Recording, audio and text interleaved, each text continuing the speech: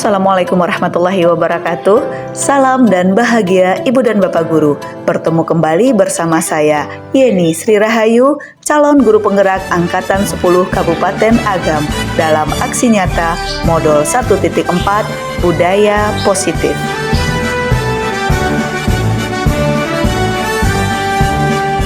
Bulatkan tekad, kuatkan hati, negeri ini memanggilmu kawan. Belajar, bergerak, berbagi untuk negeri, guru penggerak majukan pendidikan. Guru penggerak menghamba pada murid, kreatif rancang pembelajaran. Hargai potensi, tingkatkan prestasi, lahirkan profil pelajar Pancasila. Belajar, bergerak, berbagi untuk negeri, kita menjalin kolaborasi. Belajar, bergerak, berbagi untuk negeri, demi bakti pada Ibu Pertiwi.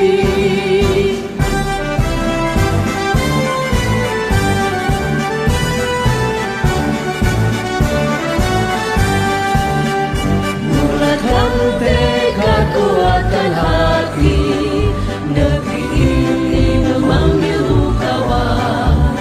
Belajar, bergerak, berbagi untuk negeri, guru penggerak majukan pendidikan. Guru penggerak menghamba pada murid, kreatif rancang pembelajaran. Hargai potensi, tingkatkan prestasi, lahirkan profil pelajar Pancasila. Belajar, bergerak, berbagi untuk negeri, kita menjalin kolaborasi. Belajar, bergerak, berbagi untuk negeri, demi bakti pada Ibu Pertiwi. Belajar, bergerak, berbagi untuk negeri, kita menjalin kolaborasi. Belajar, bergerak, berbagi untuk negeri, demi bakti pada Ibu Pertiwi. Demi bakti pada Ibu Pertiwi. Tidak apa-apa, semua orang pasti ada melakukan kesalahan. Begitu juga dengan temannya, namanya manusia, kita pasti ada melakukan menjalin kolaborasi. Siapa yang Belajar, bergerak, berbagi untuk negeri, demi bakti pada Ibu Pertiwi. Belajar, bergerak, berbagi untuk negeri, kita menjalin kolaborasi. Oh begitu, apakah Susi ingat sama keyakinan kita? Dan bagaimana yang dilanggar? Demi bakti pada Ibu Pertiwi. Jadi tahu bagian yang dilanggar. Jadi apa langkah-langkah yang harus Zizi lakukan untuk memperbaiki kesalahan Zizi itu? Untuk negeri, kita menjalin kolaborasi. Belajar, Kira-kira kapan Zizi akan memulainya? demi bakti pada Ibu Pertiwi. Zizi sudah berusaha untuk menjadi yang lebih baik. Kita doakan semoga Zizi kedepannya nanti menjadi anak yang selalu dapat menghargai orang lain dan berkomitmen. Dan kebahagiaan dan kesusahan Demi bakti pada Ibu Pertiwi. ya sama-sama. Semoga dengan kita diberi kemudahan oleh Allah Subhanahu wa Ta'ala. Sekarang Zizi boleh kembali bergabung bersama teman-temannya, ya nak? Assalamualaikum Waalaikumsalam. Kita menjalin kolaborasi. Belajar, bergerak, berbagi untuk negeri, demi bakti pada Ibu Pertiwi. Bismillahirrahmanirrahim. Assalamualaikum warahmatullahi wabarakatuh. Alhamdulillahirabbil alamin. Wassalatu wassalamu ala asrafil anbiya'i wa mursalin wa ala alihi wa ashabihi Rasulullahi ajma'in. Asyhadu an la ilaha illallah wahdahu la syarikalah wa asyhadu anna sayyidina Muhammadan abduhu wa rasuluh la nabiyya ba'da, amma ba'du. Yang terhormat Ibu Kepala Sekolah SD Negeri 21 Surabaya, yang kami hormati Bapak Guru Hebat SD Negeri 21 Surabaya, dan seterusnya kepada karyawan dan karyawati SD Negeri 21 Surabaya. Untayan puji dan syukur yang tak terkira kehadiran Allah Subhanahu wa Ta'ala, Tuhan yang Maha Esa, yang telah menciptakan alam semesta beserta isinya, telah memberi kita kesehatan dan kesempatan sehingga pada siang hari ini kita masih dapat dipertemukan dalam keadaan sehat dan berbahagia. Salawat beserta salam marilah senantiasa kita haturkan keharibaan manusia pilihan penuh sanjungan, yakni Nabiullah Muhammad sallallahu alaihi wasallam, dengan mengucapkan Allahumma shalli ala Sayyidina Muhammad wa ala ali Sayyidina Muhammad. Semoga kita yang bersalawat kepada beliau kelak mendapatkan syafaatnya di yaumul kiamah. Amin ya rabbal alamin. Baiklah Bapak dan Ibu guru hebat semuanya, sebelum kita masuk ke materi kita pada siang hari ini, marilah kita buka acara ini dengan mengucapkan basmalah. Bismillahirrahmanirrahim. Bapak dan Ibu guru semuanya, sebelumnya kami mengucapkan terima kasih yang tak terhingga telah meluangkan waktunya untuk dapat mengikuti berbagi praktik baik dengan tema budaya positif bersama kami di sini, Yeni Sri Rahayu, calon guru penggerak angkatan 10 Kabupaten Agam.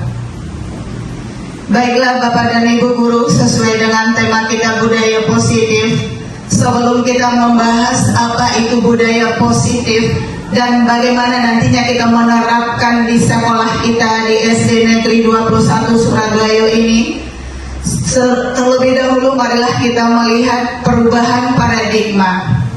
Untuk membangun budaya positif, sekolah perlu menyediakan lingkungan yang positif, aman, dan nyaman agar murid-murid mampu berpikir, bertindak, dan mencipta dengan merdeka, mandiri, dan bertanggung jawab. Perubahan paradigma teori kontrol atau ilusi dan miskonsepsi bahwa ilusi guru mengontrol murid, ilusi bahwa kritik dan membuat orang merasa bersalah dapat menguatkan karakter, ilusi bahwa semua penguatan positif efektif dan bermanfaat, kemudian ilusi bahwa orang dewasa memiliki hak untuk memaksa. Bagaimana seorang bisa berubah dari paradigma stimulus respon kepada pendekatan teori kontrol tersebut? Stadler R. Covey mengatakan bahwa bila kita ingin membuat kemajuan perlahan, sedikit-sedikit, ubahlah atau perilaku kita terlebih dahulu. Namun, bila ingin memperbaiki cara-cara utama kita melihat dunia, bagaimana berpikir tentang manusia, ubahlah paradigma Anda. Skema, pemahaman, dan penjelasan aspek-aspek tertentu tentang realita. Bapak dan Ibu guru hebat, marilah bersama-sama kita lihat perubahan dari stimulus respon ke teori kontrol. Di sini dapat kita lihat bahwa stimulus respon mengatakan realita atau kebutuhan kita sama. Sedangkan pada teori kontrol, realita atau kebutuhan kita berbeda. Ini yang disebut nanti perubahan paradigma. Kemudian semua orang melihat hal yang sama. Sedangkan pada teori kontrol, setiap orang memiliki gambaran yang berbeda. Kita mencoba mengubah agar orang berpandangan sama dengan kita, sedangkan teori kontrol mengatakan kita berusaha memahami pandangan orang lain tentang dunia. Berikutnya, perilaku buruk dilihat sebagai suatu kesalahan, sedangkan pada teori kontrol semua perilaku ini memiliki tujuan. Di sini Bapak dan Ibu sedikit kami bahas bahwa kita ataupun peserta didik kita, apabila kita melakukan sesuatu tentu ada tujuannya. Berarti kita di sini berada pada teori kontrol. Kemudian orang lain bisa mengontrol saya, hanya Anda yang bisa mengontrol diri Anda. Jadi pada teori kontrol ini kalau kita lihat, yang mengontrol diri kita ini tidak bisa orang lain, Bapak dan Ibu guru. Yang mengontrol diri kita adalah diri kita sendiri. Kemudian pada stimulus respon, saya bisa mengontrol orang lain. Sedangkan pada teori kontrol, Anda tidak bisa mengontrol orang lain. Lanjut, pemaksaan ada pada saat bujukan gagal. Sedangkan pada teori kontrol, kolaborasi dan konsensus menciptakan pilihan-pilihan baru. Terakhir bisa kita lihat pada stimulus respon, model berpikir menang kalah. Sedangkan pada teori kontrol, model berpikirnya adalah menang-menang. Tidak ada pada teori kontrol model berpikirnya menang kalah, Ibu guru. Di sini yang ada di teori kontrol yaitu berpikirnya menang-menang. Jadi kita di sini memang disuruh untuk selalu berpikir positif. Kita lanjut dengan pertanyaan pemantik di sini. Bagaimana cara membuat murid kita disiplin? Siapakah yang bisa mendisiplinkan murid? Dan apakah guru bisa mendisiplinkan murid? Atau kepala sekolah? Ataukah orang tua murid? Atau murid itu sendiri? Mengapa? Bapak dan Ibu, setelah memahami perbedaan teori stimulus respon dan teori kontrol pada pembahasan kita tadi, sekarang mari kita belajar tentang konsep disiplin positif yang merupakan unsur utama dalam terwujudnya budaya positif yang kita cita-citakan di sekolah kita ini. Guru berpendapat bahwa kalau saja anak-anak kita disiplin, pasti mereka akan bisa belajar. Para guru juga berpendapat bahwa mendisiplinkan anak-anak adalah bagian yang menantang dari pekerjaan kita. Bapak dan Ibu guru, apakah yang kita rasakan pada saat ini? Apakah menantang bagi kita untuk mendisiplinkan anak-anak kita? Iya, ini adalah satu pekerjaan bagi kita sebagai seorang pendidik yang nantinya akan menuntun peserta didik kita untuk membawa mereka kepada keselamatan dan kebahagiaan yang setinggi-tingginya, sesuai dengan tujuan pendidikan kita, bahwa kita menuntun peserta didik kita agar mereka nantinya selamat dan bahagia yang setinggi-tingginya, baik dia nanti sebagai manusia maupun sebagai anggota masyarakat. Kita lanjut Bapak dan Ibu, apakah makna disiplin itu? Apa kira-kira yang disebut dengan disiplin tersebut? Di sini bisa kita lihat bersama bahwa kata disiplin berasal dari bahasa Latin disciplina yang artinya belajar. Makna asal dari kata ini berkonotasi dengan disiplin dari murid-murid. Disiplin ini membuat orang menggali potensinya menuju sebuah tujuan apa yang dia hargai. Namun dalam budaya kita, makna disiplin telah berubah menjadi sesuatu yang dilakukan seseorang pada orang lain untuk mendapatkan kepatuhan. Kecenderungan umum adalah menghubungkan kata disiplin dengan ketidaknyamanan, bukan dengan apa yang dihargai atau pencapaian suatu tujuan mulia. Kemudian Mari kita tanyakan ke diri kita sendiri, Bapak dan Ibu, bagaimana kita berperilaku, mengapa kita melakukan sesuatu, apakah kita melakukan sesuatu karena adanya dorongan dari lingkungan atau ada dorongan dari orang lain. Kemudian terkadang kita melakukan sesuatu karena kita menghindari rasa sakit atau ketidaknyamanan. Terkadang kita juga melakukan sesuatu untuk mendapatkan apa yang kita mau. Bukankah begitu Ibu dan Bapak Guru? Kita melakukan sesuatu itu tentu ada tujuannya. Kita melakukan sesuatu itu tentu ada maksud dan tujuan dari diri kita. Bagaimana menurut Anda? Pernahkah Anda melakukan sesuatu untuk mendapatkan senyuman dari orang lain? Pernah Bapak dan Ibu? Pernah. Kita bisa mengharapkan yang lebih dari sebuah senyuman bahkan. Kemudian untuk mendapatkan hadiah atau untuk mendapatkan uang. Apalagi kira-kira alasan orang melakukan sesuatu. Nah, Bapak dan Ibu Guru, untuk melihat ini bisa kita lanjutkan bahwa kita untuk mengetahui lebih jauh lagi mengenai motivasi-motivasi yang ada di dalam diri kita bisa termotivasi melalui perilaku manusia. Motivasi perilaku manusia ini, Bapak dan Ibu, ada dari faktor eksternal dan ada berasal dari faktor internal. Kita lihat di sini. Yang pertama, untuk menghindari ketidaknyamanan hukuman, apa yang akan terjadi bila saya tidak melakukannya?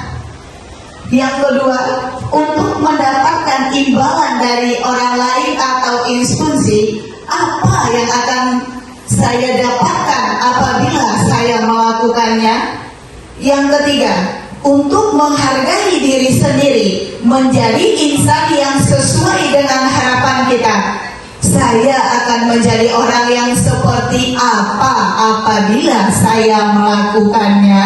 Nah, dari kita lihat 1, 2, dan 3 ini Bapak dan Ibu, 1 dan 2 ini adalah termasuk kepada motivasi eksternal, berasal dari luar. Karena apa? Karena kita masih berpikir di sini untuk menghindari ketidaknyamanan atau hukuman. Yang kedua, untuk mendapatkan imbalan kita. Berarti ini faktornya masih berasal dari luar. Sementara untuk yang ketiga, ketika faktornya dari dalam diri kita sendiri, dari internal dalam diri kita melakukan itu gunanya untuk menghargai diri kita sendiri, menjadi insan sesuai dengan apa yang kita rasakan. Nah, inilah tujuan dari disiplin positif Bapak dan Ibu Guru. Jadi motivasinya berasal dari internal. Kemudian tujuan disiplin positif. Yang pertama, tujuan dari disiplin positif yaitu menanamkan motivasi kepada murid, yaitu untuk menjadi orang yang mereka inginkan dan menghargai diri sendiri dengan nilai-nilai yang mereka percaya. Motivasi intrinsik ini berdampak dalam jangka waktu panjang. Dia tidak akan terpengaruh oleh hukuman ataupun hadiah. Apabila mereka melakukan, maka mereka tetap berperilaku baik dan berlandasan nilai-nilai kebajikan. Karena mereka ingin menjadi orang yang menjunjung nilai-nilai yang mereka hargai. Jadi inilah tujuan dari disiplin positif kita, menanamkan motivasi. Jadi lahir dari dalam diri kita sendiri. Kita lanjut. Bagaimana cara kita sebagai guru atau sebagai seorang pendidik untuk menanamkan disiplin positif yang positif ini kepada murid-murid kita? Bapak dan Ibu, inilah sebenarnya tugas kita sebagai seorang pendidik yang menuntun peserta didik kita. Bagaimana cara kita menanamkan disiplin positif yang disiplin yang disiplin kepada murid-murid kita. Nah, Bapak dan Ibu, salah satu cara yang dapat kita lakukan, tentu kita setiap guru mempunyai kelasnya masing-masing. Kita di sekolah dasar ini sebagai wali kelasnya. Salah satu cara mendisiplinkan yang bisa kita lakukan di sekolah kita itu yaitu membuat keyakinan kelas. Di sini kita lihat Bapak dan Ibu, mengapa keyakinan kelas? Mengapa tidak peraturan kelas? Mari kita lihat Bapak dan Ibu, kata keyakinan dan peraturan tersebut. Mengapa kita memiliki peraturan harus menggunakan helm bila mengendarai kendaraan roda 2? Bapak dan Ibu, ini kenapa alasannya? Tentu untuk keselamatan kita. Kita menggunakan helm ketika melakukan perjalanan dengan sepeda motor, gunanya, fungsinya untuk keselamatan kita. Nah, yang kedua, mengapa kita memiliki peraturan 3M, menggunakan masker, mencuci tangan, dan menjaga jarak setengah meter? Ini tentu juga ada gunanya. Kita lihat di sini gunanya untuk kesehatan dan keselamatan kita. Berarti tadi seperti yang sudah kita bahas bahwa apapun yang kita lakukan semuanya memiliki tujuan. Nah, nilai-nilai keselamatan atau kesehatan inilah yang kita sebut sebagai suatu keyakinan, yaitu nilai-nilai kebajikan atau prinsip-prinsip universal yang disepakati bersama secara universal, lepas dari latar belakang suku, negara, bahasa, maupun agama. Menurut Goshen tahun 1998, suatu keyakinan akan lebih termotivasi seseorang dari dalam atau motivasi secara intrinsik. Seseorang akan lebih tergerak dan bersemangat untuk menjalankan keyakinannya daripada hanya sekadar mengikuti serangkaian keperaturan. Jadi Bapak dan Ibu, ketika kita melaksanakan budaya positif di kelas kita, maka tidak lagi kita membuat peraturan kelas, tetapi bahasanya keyakinan kelas, karena ini lahir dari faktor intrinsik. Kita lebih mementingkan keselamatan. Nah, nilai keselamatan dan kesehatan inilah yang disebut tadi dengan suatu keyakinan. Jadi kita bersama-sama dengan peserta didik kita di kelas untuk membuat satu keyakinan kelas, yang ini adalah salah satu cara dalam kita menerapkan budaya positif di sekolah kita. Kemudian Bapak dan Ibu, kita lanjut lagi kepada kebutuhan dasar. Di sini bisa kita lihat dalam sebuah pertanyaan pemantik Bapak dan Ibu. Ibu Ambar, guru kelas 2 di SD Pelita Hati, sedang bingung menghadapi salah satu murid di kelasnya, Doni. Beberapa anak di kelas 2 telah datang padanya dan mengeluh. Doni yang seringkali meminta bekal makan siang dengan paksa. Jika Anda menghadapi situasi seperti Ibu Ambar, apa yang akan Anda lakukan? Menurut Anda, kira-kira apa alasan si Doni melakukan hal tersebut? Ini Bapak dan Ibu guru, Doni ini sering mengganggu temannya ketika sedang makan. Nah, kira-kira jika ini terjadi di kelas Bapak dan Ibu guru, apa yang akan kita lakukan Bapak dan Ibu? Iya, kita tanyakan kepada Doni. Iya, kita tanyakan kepada Doni, mengapa dia melakukan sampai memaksa meminta makanan. Nah, Bapak dan Ibu, di sini kita penting dulu. Kita lanjut, nanti kita cari bersama jawaban si Doni tadi. Masuk ke manakah si Doni tadi? Kebutuhan apakah yang tidak terpenuhi oleh si Doni tadi? Yang suka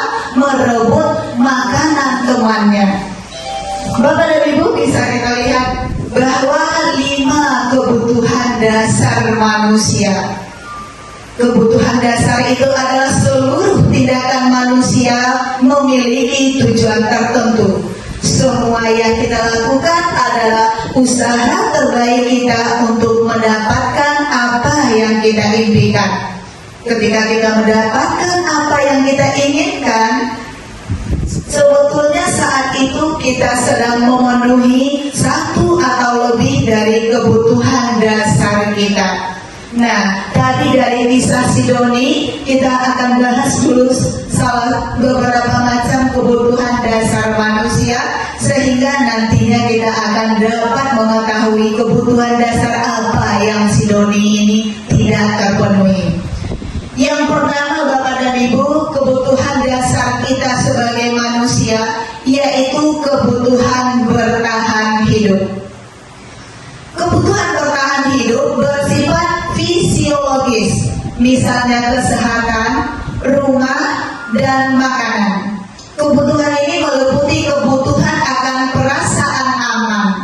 Dalam kasus si Doni di atas, apabila jawaban Doni ketika ditanya oleh Ibu Ampar adalah karena dia lapar dan orang tuanya tidak membawakan bekal makan siang, maka kebutuhan dasar yang sedang berusaha dipenuhi oleh Doni adalah kebutuhan dasar bertahan hidup. Jadi Doni tadi Bapak dan Ibu melakukan meminta makanan kepada temannya dengan cara paksa. Di sini si Doni ini sedang berusaha untuk memenuhi kebutuhan dasarnya bertahan hidup.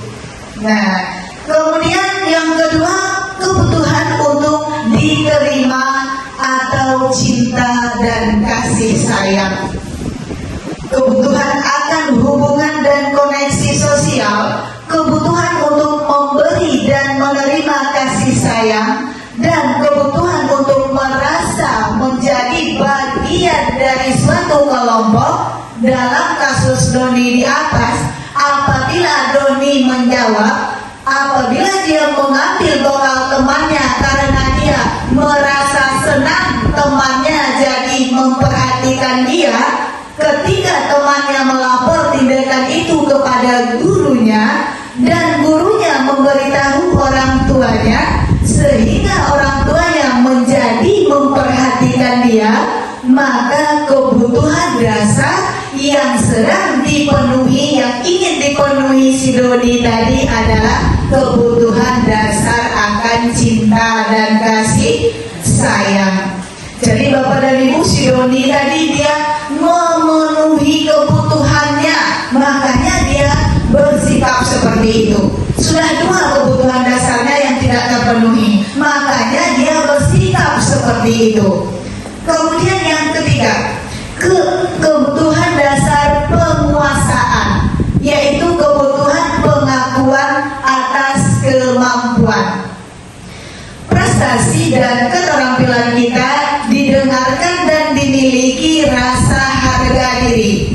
Kebutuhan ini meliputi keinginan untuk dianggap berharga, bisa membuat perbedaan, bisa membuat pencapaian, kompeten, diakui, dihormati.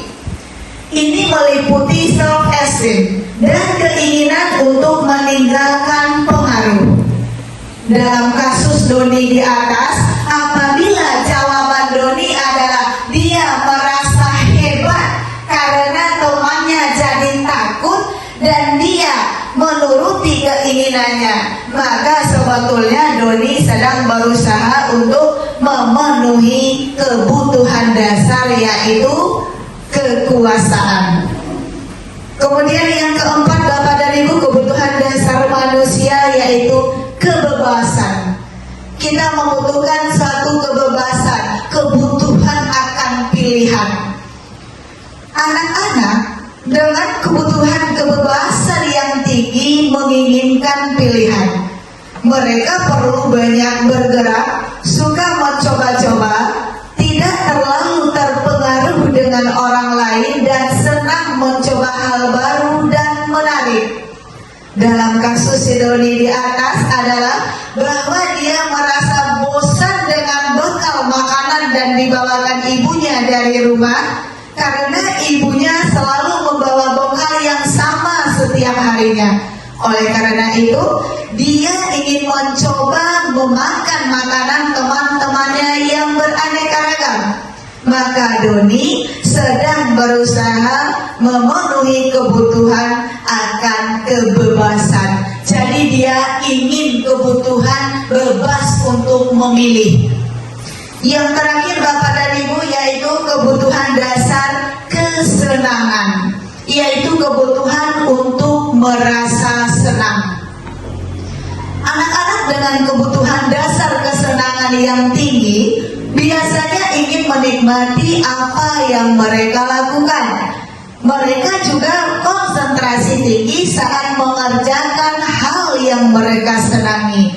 Mereka suka permainan dan suka mengkoleksi barang, suka bercanda dan bergurau, suka melucu dan menggemaskan, bahkan saat bertingkah laku buruk pun. Dalam kasus Doni di atas, ketika Doni menjawab bahwa dia melakukan kegiatan itu karena dia iseng dan ia menikmati ekspresi wajah teman-temannya yang sedang kesal karena makanan diambil, maka ekspresi teman-temannya itu lucu menurut si Doni, maka berarti Doni sedang berusaha memenuhi kebutuhannya, yaitu akan kesenangan. Bapak dan Ibu guru, kita sebagai seorang pendidik tentu sering sekali menemukan hal-hal yang seperti Doni lakukan ini. Ada mungkin di kelas anak didik kita yang suka mengambil pensil temannya, ada mungkin yang suka mencoret-coret buku temannya. Bapak dan Ibu, ketahuilah bahwa sebenarnya peserta didik kita tersebut sedang berusaha memenuhi kebutuhannya. Maka kita sebagai seorang pendidik di sini harus lebih lagi memperhatikan kebutuhan-kebutuhan dasar yang harus terpenuhi oleh peserta didik kita tersebut. Masih bersemangat Bapak dan Ibu guru? Masih. Alhamdulillah. Kita lanjut kepada posisi kontrol. Setelah kebutuhan dasar, kita kembali lagi ke posisi kontrol. Model disiplin yang terpusat pada murid yang dikembangkan oleh Diane Gosen dengan pendekatan restitusi yang disebut dengan 5 posisi kontrol.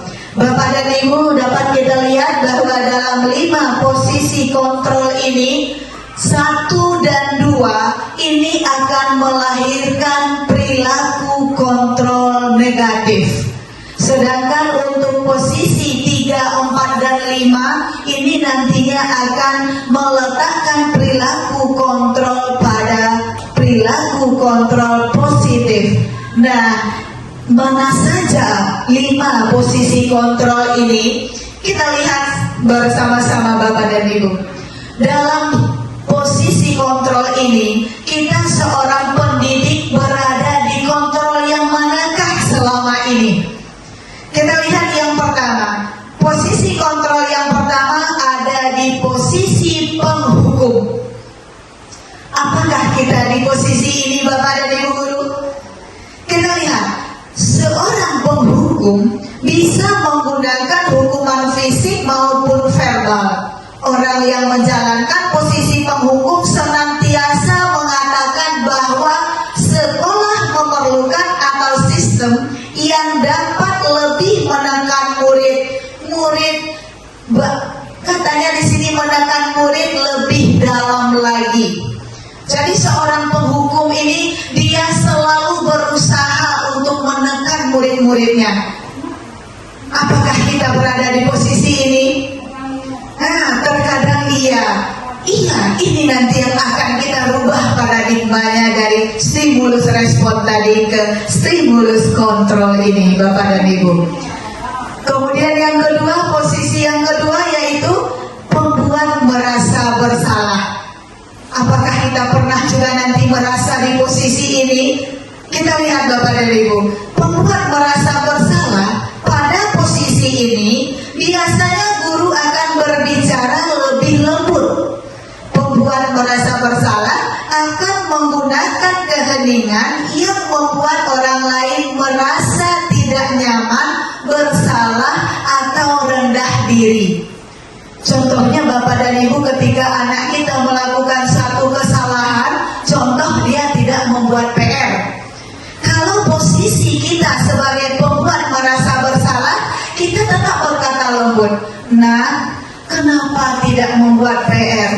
Nggak sayang sama ibu." Nah, ketika kita mengatakan kata-kata yang seperti itu, kita di sini berada pada posisi pembuat merasa bersalah. Jadi di awal tadi tetap lembut merespon murid kita dengan mengatakan, "Nggak sayang sama ibu, kenapa tidak dibuat juga PR-nya? Besok buat lagi ya nak." Berarti posisi kita sedang berada di pembuat merasa bersalah. Anak kita itu dia akan merasa bersalah Bapak dan Ibu. Kita tetap lembut. Pernah kita berada di posisi ini Bapak dan Ibu?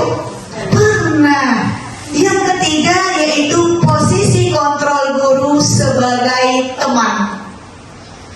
Di posisi guru pada posisi kontrol teman ini, guru pada posisi ini tidak akan menyakiti murid, namun akan tetap berupaya mengontrol murid melalui persuasi. Kemudian yang keempat, kita guru ada di posisi pemantau. Posisi kontrol yang keempat ini yaitu kita berada di pemantau. Memantau itu berarti kita mengawasi. Pada saat kita mengawasi, kita bertanggung jawab atas perilaku orang-orang yang kita awasi.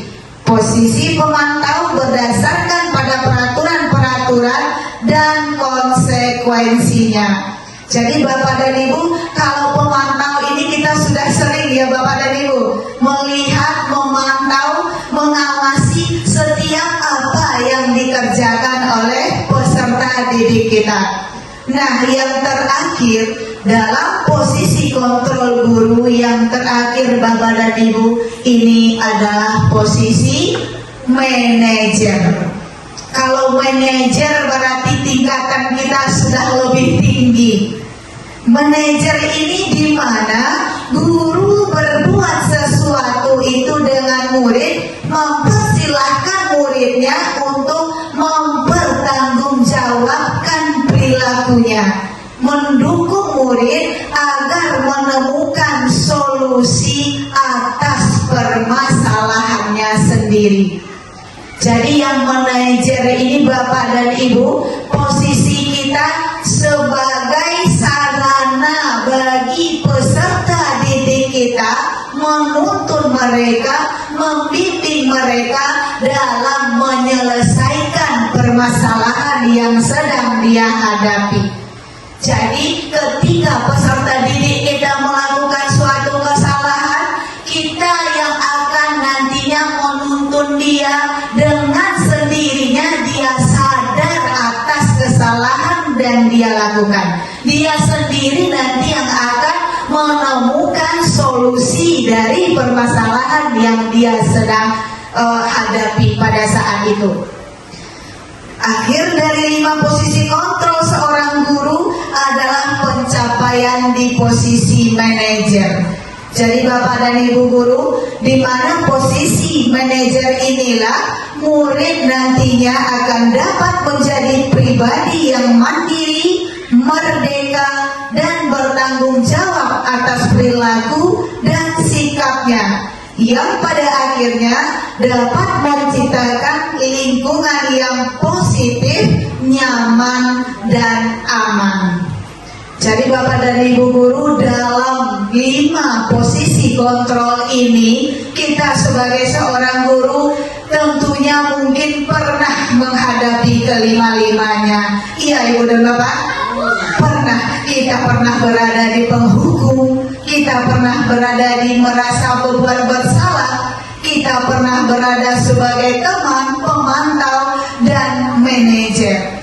Jadi Bapak dan Ibu guru, kita dari posisi yang 5 inilah dalam budaya positif di sekolah, kita sebaiknya menempatkan diri kita pada posisi manajer. Dalam mewujudkan posisi manajer ini Bapak dan Ibu, bagaimana cara melakukannya, meletakkan posisi kita sebagai manajer? Ini bisa kita lakukan dengan yang namanya segitiga restitusi. Pada segitiga restitusi, apakah itu segitiga restitusi? Segitiga restitusi merupakan salah satu cara memperbaiki diri untuk mewujudkan disiplin diri. Segitiga restitusi adalah proses menciptakan kondisi bagi murid untuk memperbaiki kesalahannya sehingga karakter mereka lebih kuat ketika kembali pada kelompoknya. Segitiga restitusi akan menghasilkan murid yang mandiri dan bertanggung jawab. Dalam melaksanakan segitiga restitusi ini, disinilah peran kita sebagai manajer Bapak dan Ibu. Apa saja itu segitiga restitusi itu?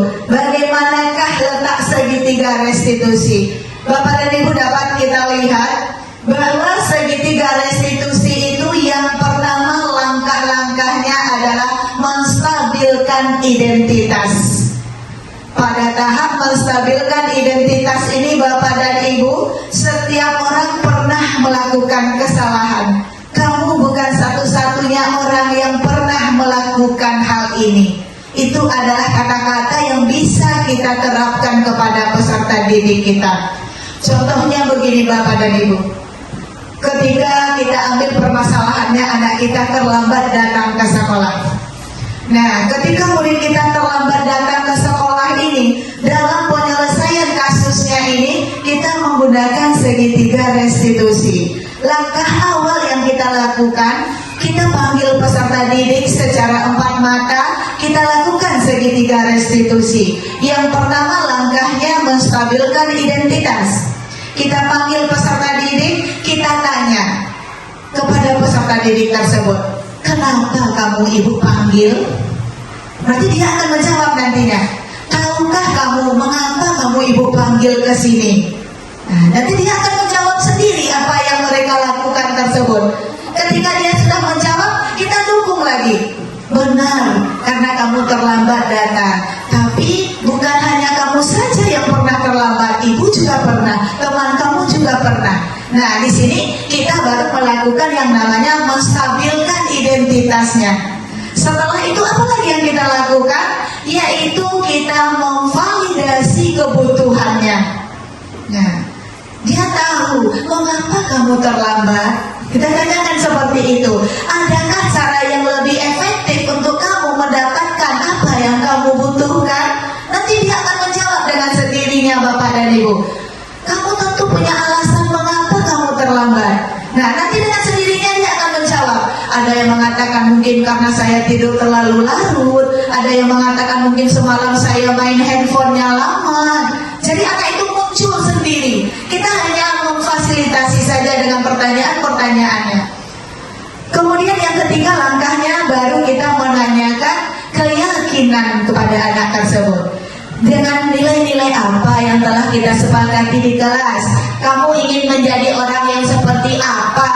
Jadi dia sendiri nanti yang akan menyadari atas perbuatan yang dia lakukan Bapak dan Ibu. Di sini bisa kita lihat, ini ada video penerapan segitiga restitusi Bapak dan Ibu. Nanti ini akan kami putarkan, di mana video ini adalah salah satu yang sudah kami laksanakan di kelas, yaitu ini dalam menyelesaikan kasus anak kita yang terlambat. Kita bisa lihat videonya. Sebentar Bapak dan Ibu.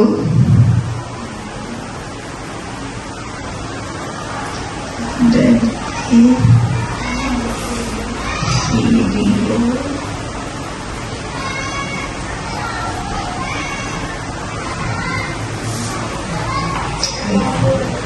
Bapak dan Ibu bisa kita lihat bersama contoh salah satu penerapan segitiga restitusi yang sudah kami lakukan di kelas. Kita menonton dulu ya Bapak dan Ibu.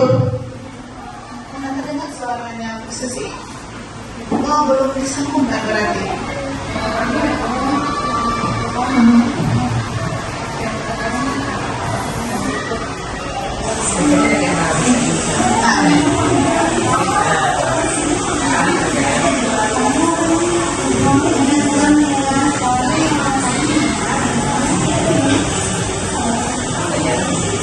Iya, kurang terdengar suaranya, tapi kita bisa melihat nanti ada keterangannya Bapak dan Ibu.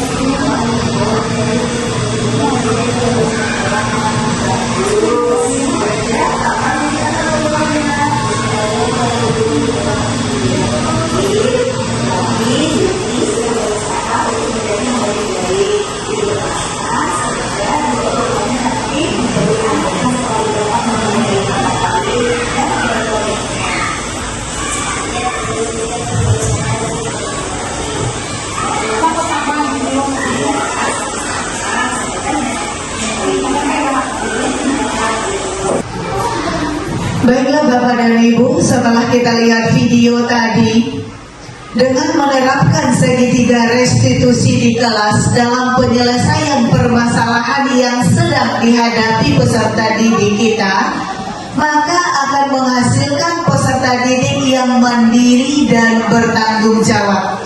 Jika budaya positif telah menjadi pembiasaan secara konsisten dan berkelanjutan bagi seluruh warga sekolah, maka visi sekolah yang akan kita capai ini akan berdampak baik bagi sekolah kita. Maka visi sekolah akan tercapai dan semua warga sekolah akan merasa nyaman, gembira, dan dipenuhi oleh rasa cinta dan kasih. Dalam penerapan program disiplin positif ini, hendaknya kita sebagai seorang guru mempunyai standar kepribadian, keprofesionalan, dan sosial yang baik, di mana kita guru mampu untuk merefleksikan dirinya dalam posisi kontrol saat ini. Bagaimana perjalanan diri kita sebagai manajer yang akan menuntun peserta didik menjadi insan yang mandiri, merdeka, dan bertanggung jawab. Jadi Bapak dan Ibu guru, sebelum kita tutup acaranya, ini kami terlebih dahulu setelah pembahasan Bapak dan Ibu, setelah pembahasan yang lebih kurang panjang dan lebarnya yang kami sampaikan, di sini kami meminta memberi waktu untuk Ibu dan Bapak guru boleh mengajukan satu pertanyaan, memberikan masukan. Kami menerima apabila ada di antara Bapak dan Ibu yang ingin mengajukan pertanyaan, kita masuk kepada sesi tanya jawab. Bapak dan Ibu boleh nanti bertanya karena kita akan masuk kepada sesi tanya jawab, dan insya Allah nantinya kami akan menjawab nanti sesuai dengan ilmu pengetahuan yang telah kami dapat dalam budaya positif ini. Boleh angkat tangannya? Boleh. Iya, Ibu Darmieti, boleh. Bagaimana kalau di sini saya akan menanyakan bagaimana kalau anak itu yang terlambat itu juga anak itu, sehingga sekarang sudah lagi, besok terlambat lagi, bagaimana cara mengatasinya?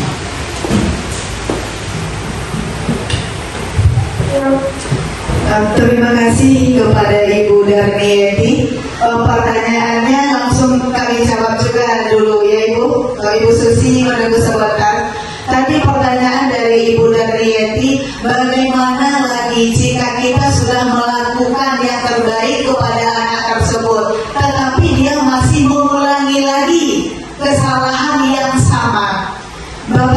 Ibu kembali kita kepada paradigma tadi, bahwa dalam posisi kontrol guru ini kita harus berperan sebagai manajer. Kembali kita kepada kebutuhan tadi Ibu. Kita sudah melakukan memulainya dulu dari diri kita sendiri dulu. Kita memulai dari diri kita terlebih dahulu. Kita memanggil anak itu secara perlahan-lahan. Memang benar Bapak dan Ibu, tidak bisa 1-2 kali saja. Kita melakukan suatu perubahan itu memang dalam jangka waktu yang lama. Tidak hanya dengan sekali 2 kali kita memberikan masukan kepada anak tersebut dia langsung berubah, tidak. Disinilah kita sebagai peran kita sebagai pendidik ini Ibu mengontrol, menuntun anak kita itu secara perlahan-lahan. Ketika kita sudah memanggilnya sekali, ketika kita sudah laksanakan misalnya seperti segitiga restitusi ini, kita sudah lakukan, kita meletakkan diri kita sebagai teman, kita coba dengan melakukan posisi kita sebagai pemantau, terakhir kita pakai lagi cara yang lain lagi, kita letakkan diri kita lagi sebagai manajer. Ini memang butuh waktu Ibu. Kita melakukan yang terbaik ini tidak bisa langsung berubah Bapak dan Ibu. Memang harus membutuhkan waktu yang lama. Prosesnya mungkin agak sedikit membuat diri kita harus lebih bersabar lagi dalam menghadapi peserta didik kita tersebut. Karena tadi kita juga sudah bahas bahwa apapun yang mereka lakukan itu pasti ada tujuannya. Bisa jadi dia melakukan kesalahan yang sama tadi. Kalau hari ini dia butuh kasih sayang dari kita, mungkin hari esok dia butuh perhatian lagi. Dia butuh rasa kesenangan, karena dia akan merasa senang apabila dia Ibu panggil lagi. Jadi dia melakukan itu mungkin dia merasa masih ada kebutuhannya yang belum terpenuhi Bapak dan Ibu. Jadi disinilah kita sebagai pendidik ini juga harus ekstra sabar dalam menghadapi peserta didik kita. Kita coba cara 1, cara 2, cara 3, dan kita selalu berdoa juga, kita doakan dia lagi. Mudah-mudahan dengan seringnya kita memberikan motivasi yang baik, dia nantinya sendirinya akan dapat mengubah perilakunya. Karena Bapak dan Ibu kita tahu bahwa peserta didik kita ini memiliki keunikan masing-masing.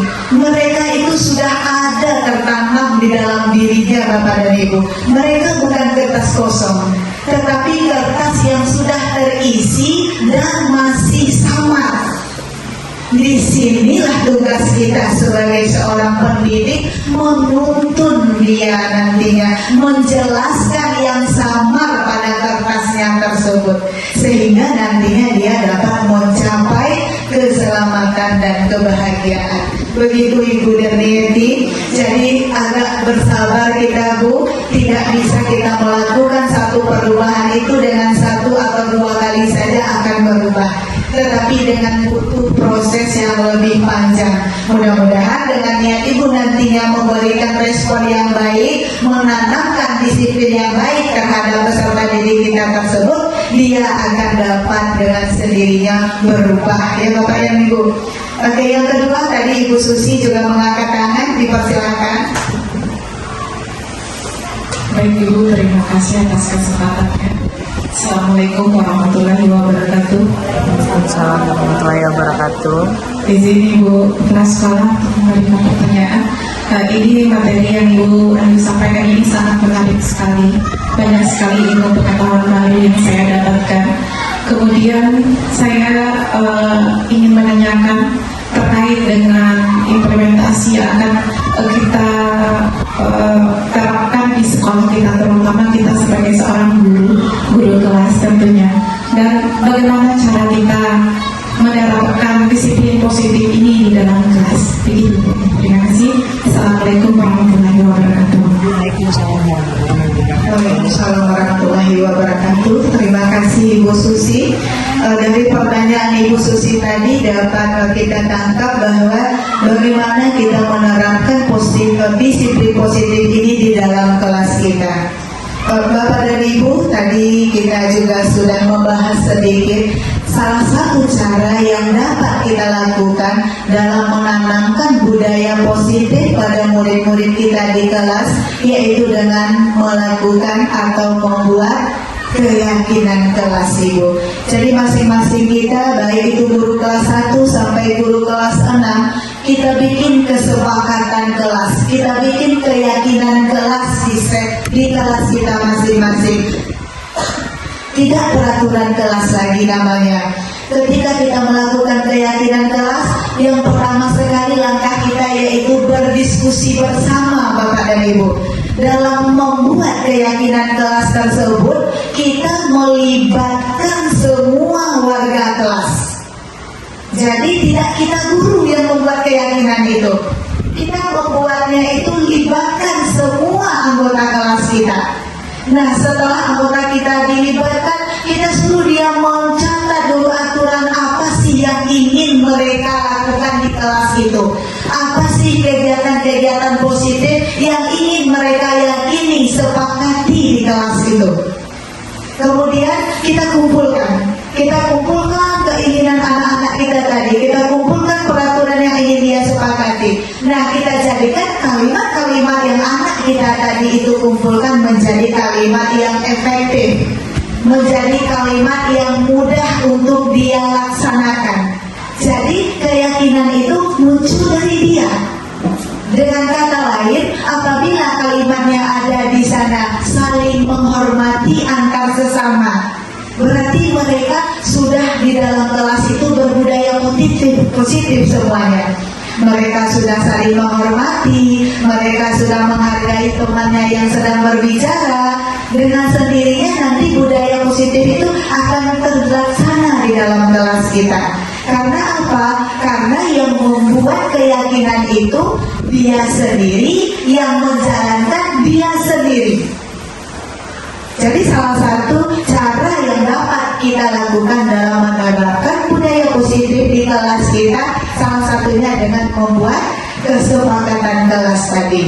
Iya, keyakinan kelas kita itu, di mana di keyakinan kelas itu terdapat di sana nilai-nilai keselamatan, nilai-nilai yang ingin kita capai. Begitu Ibu Susi? Masih ada Bapak dan Ibu? Baik, sepertinya pas. Baik Bapak dan Ibu guru hebat semuanya, alhamdulillah kita sudah berada di penghujung acara. Lebih kurang tadi 1 jam ke depan kami sudah berbicara panjang lebarnya mengenai budaya positif di sekolah kita ini. Kesimpulannya Bapak dan Ibu, budaya positif ini benar adanya, betul Bapak dan Ibu, apabila kita laksanakan dengan konsisten, apabila kita laksanakan dengan berkesinambungan, insya Allah sekolah kita akan menjadi sekolah yang aman, nyaman, merdeka, sekolah yang dipenuhi dengan cinta kasih di dalamnya Bapak dan Ibu. Sekolah kita ini sangat nantinya dirindukan oleh murid-murid kita, karena di sekolah kita sudah terjalin komunikasi yang baik antara guru sesama guru, guru dengan atasan, atasan dengan bawahan, kita dengan peserta didik, maupun dengan wali murid kita, segala pemangku kepentingan sekolah. Apabila kita sedang membudayakan budaya positif ini dengan baik, insya Allah sekolah kita akan nanti menjadi sekolah yang lebih maju dan berkembang di kemudian hari. Amin ya rabbal alamin. Mudah-mudahan Bapak dan Ibu, apa yang kami sampaikan tadi bisa memberi manfaat untuk kita semuanya. Sekali lagi kami mengucapkan terima kasih yang tak terhingga atas waktunya yang telah disediakan untuk kami. Di sini bukan menggurui ya Bapak dan Ibu, tadi lupa menyampaikan bahwa di sini kami belajar berbagi praktik baik tentang budaya positif yang telah kami dapat pada pembelajaran modul 1.4 pada program Guru Penggerak Angkatan 10 Kabupaten Agam. Jadi Bapak dan Ibu guru, terakhirnya sebelum acara ini kita tutup, marilah terlebih dahulu kita membacakan hamdalah. Alhamdulillahirabbil alamin.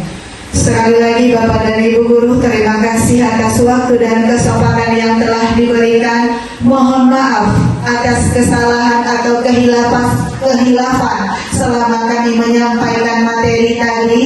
Kepada Allah saya mohon ampun, kepada Bapak dan Ibu saya memohon maaf yang sebesar-besarnya. Akhirul kalam, wabillahi taufiq wal hidayah. Assalamualaikum warahmatullahi wabarakatuh.